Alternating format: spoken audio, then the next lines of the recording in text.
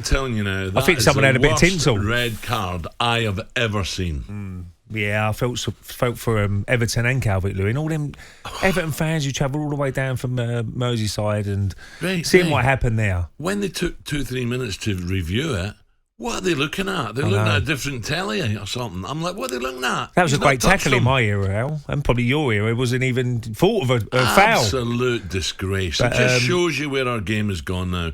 Clowns inside that truck and the referee. The referee could overturn that. That's a disgrace. Anybody involved in football, look, most supporters could see that it wasn't a red card. Shocking. Again, does it come down to the rules? I don't know. His foot was a little bit higher, but he didn't touch him. There's no contact whatsoever. So I don't know how they got to that decision to send him off, but yeah, I'm with you, Al. That was an awful decision. That's the worst I've seen. And it's a situation we're talking about every week now. I'm getting bored with it now. Well, I am. I hate it anyway. From day one, I've hated it. But it's a 3-game ban. Everton are down the bottom of the table. They'll review that. Of course they will. They'll review it and they'll get them off. They've got to. The game is gone. Well, if you've got anybody, let's say you've got an ex-manager in the panel there in the VAR track, or ex-footballer, straight away would have gone, nah, not in a million years. You'd laugh at it. Most supporters would have said, no, it's not. So I don't know how the referee got to that decision to say, have a look at it. And how many times does a referee run over to the monitor and change his mind? Yeah. What is the point? I've seen it once. What's the point? I've seen it once, Ray, in Europe, where the ref said no. In the World Cup, and certain that they did, didn't they? They said no. That's a correct decision for me. I want to see a ref do that. I think our standard of refereeing now is the worst I've ever known. I mean that. I'm sorry, refs. It's garbage now. It's absolute garbage. I would just want to see a referee go over to that screen and say, "No, wait a minute. What are you questioning it for?" I thought that I got that spot on. Anyway, I think I got it spot on. I was really, Everton. They'll get in the bus with 10 men, go home, say, "Well, we got a replay out of this. It's fine." But from a Palace point of view, you think you'd put a bit of pressure on them, put them to the sword. Nothing. No, it was a poor game. It really was. I didn't expect much different, really. The weather was awful, wasn't it? And it's a situation where you're looking at, and fair play to the Everton fans who travelled all the way down from Merseyside. They're probably just getting home now, Al. Probably the journey they probably have had. I know managers now and coaches have got to be very careful what they say. Let's hear what Everton boss Sean Dyche had to say to talkSPORT. This is Sean talking to Sam Matterface after the game. And as you can guess, he wasn't pleased. Everything in slow-mo looks worse. At the moment the ref doesn't give anything, everyone thinks it's just a tackle.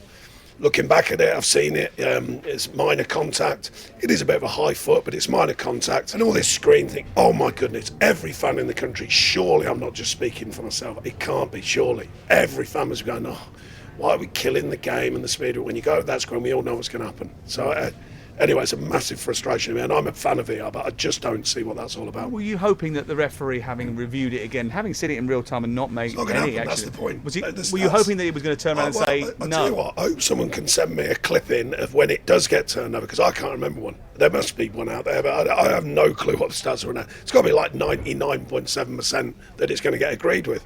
So what's the point in doing it? If it's going to be 0.3 of a chance if it gets done, what's the point? Yeah.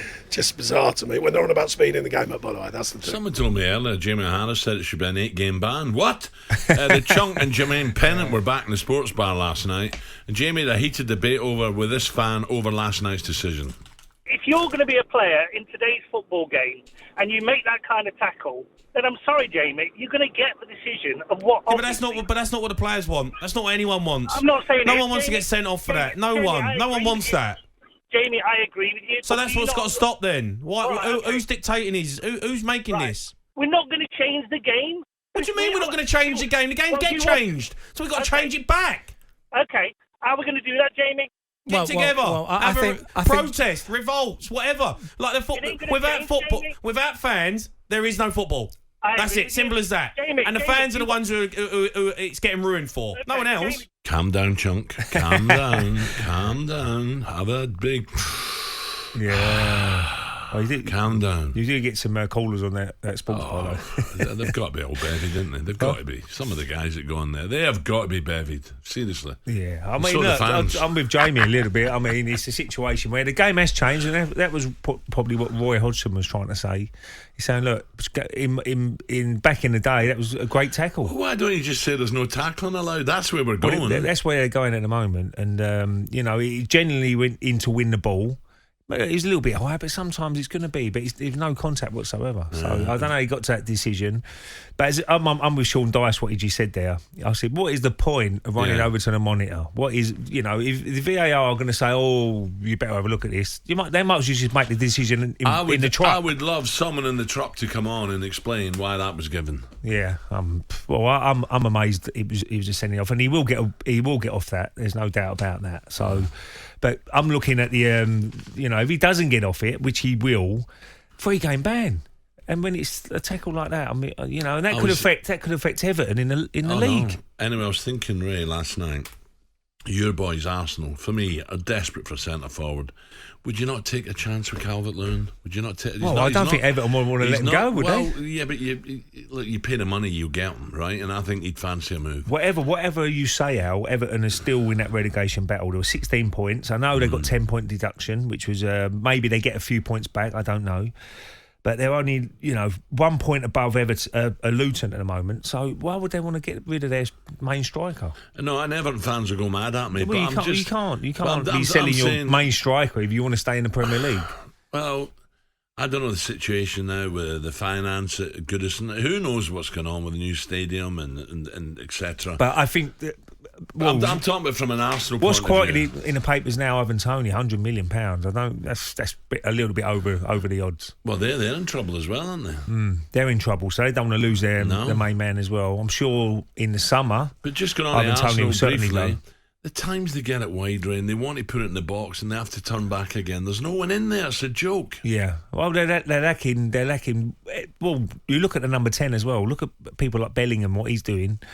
Odegaard, he's not a player who's going to run into the box. He's more of a player who's going to set something up outside, and he's the number 10. So you need maybe other midfielders running into the box. Kai Havertz, who's playing to get into the box a little bit more with his height as well. Get balls in the box, 6'4", so he can get on the end of a few efforts. But yeah, he's got off the ball a little bit, Al. They've got this big game Sunday now. I think this is a big game for Arsenal, FA Cup, because they need to get back into winning ways and get that crowd behind them again. But Fulham was a really poor game. I must admit. A big family thing the weekend again, because I was meant to go to Wimbledon tomorrow, watch Ipswich, and then I was meant to go to the Diamond Club Sunday with Paul the Watch. Oh, what a weekend! Paul the Watch. Oh, did he phone you? Yeah. Oh, he don't ring me. Wait a minute. How do you get all these invites and I don't get an invite? Good as gold. He's in the Rose every week with me. He never asked me. Do you want to go to Diamond Club? talkSPORT Breakfast with Alan Brazil. Thursday and Friday morning, 6 till 10. On AM, on DAB, via the talkSPORT app and on your smart speaker. talkSPORT.